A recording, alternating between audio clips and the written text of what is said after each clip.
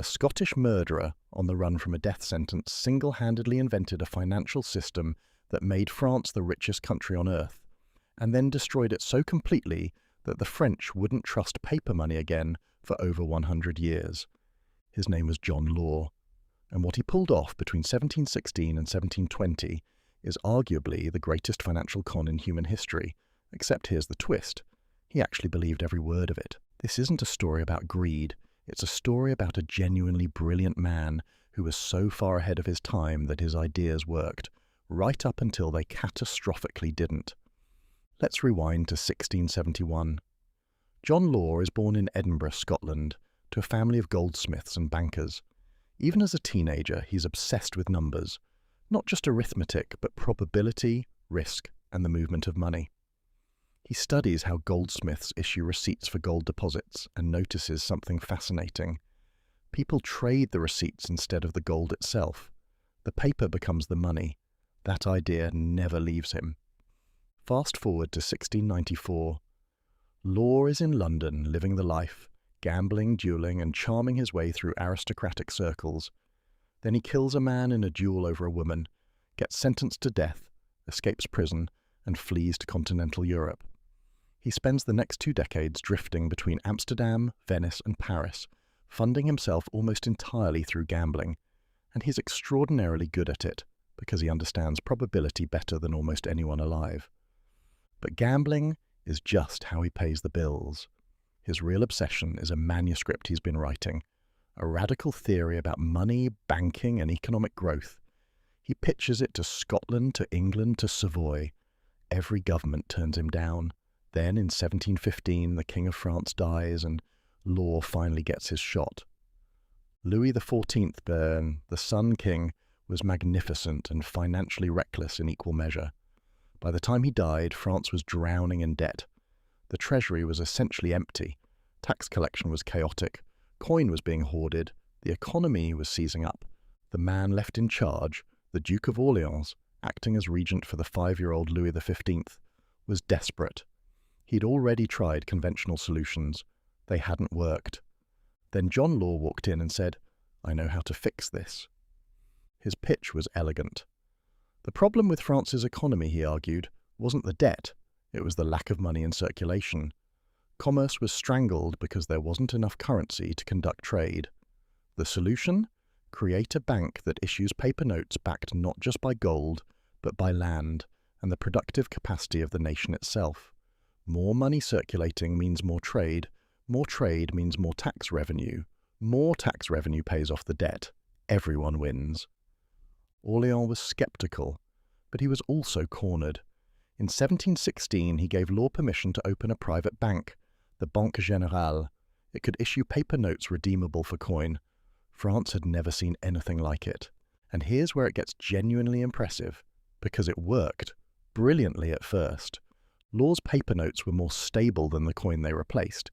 He guaranteed their value wouldn't be debased, unlike the Royal Mint, which had a habit of quietly reducing the gold content of coins whenever the crown needed cash. Merchants loved them.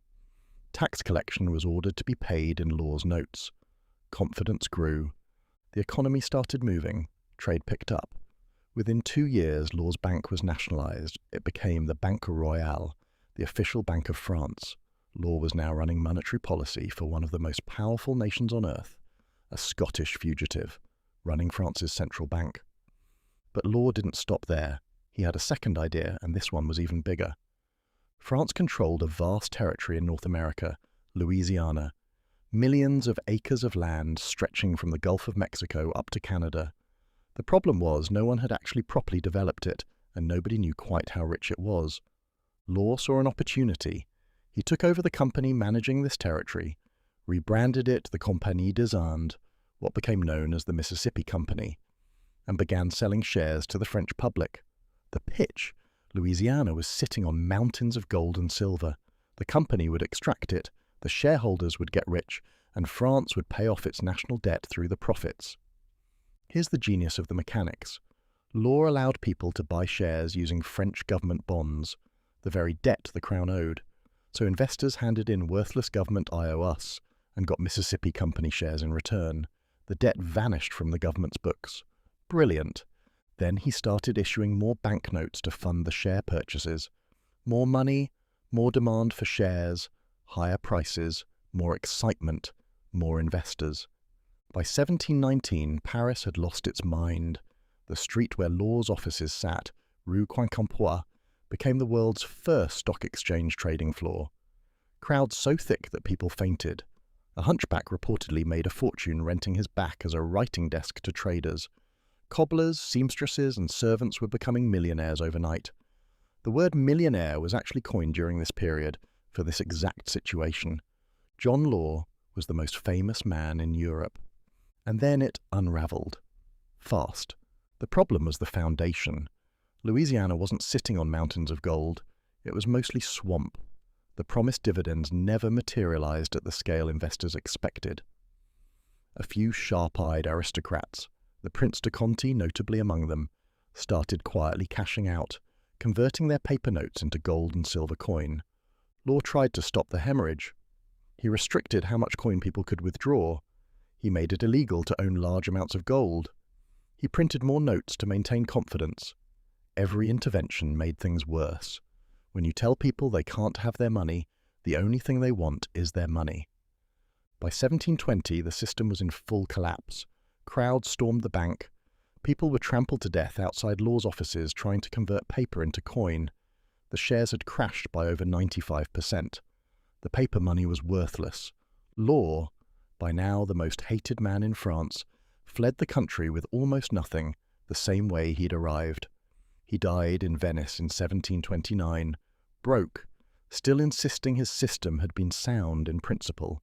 And here's the uncomfortable part. He wasn't entirely wrong. What John Law built was, conceptually, not that different from modern central banking. Paper money backed by state credibility rather than pure gold. Credit expansion to stimulate growth. Debt monetization. These are tools every major economy uses today. The difference is guardrails. Law had none. No independent oversight, no interest rate mechanism, no circuit breakers. He was essentially piloting a modern financial system in 1719 with no instruments and no runway. The trauma he left behind was so deep that France clung to hard money for generations. Some historians argue the financial conservatism that followed, the French public's deep suspicion of banks and paper money, contributed to France lagging behind Britain industrially in the following century. The ripple effects were enormous. John Law didn't just crash France. He accidentally taught the world what a central bank needs to work, and what happens when you build one without the boring, unglamorous safeguards. The gambler understood the odds. He just couldn't stop betting. If you found that as fascinating as I did, hit subscribe. We cover financial history exactly like this every week. The stories that explain why money works the way it does today. Drop a comment. Do you think John Law was a visionary, a con man, or just the most unlucky genius in history? I genuinely want to know. See you in the next one.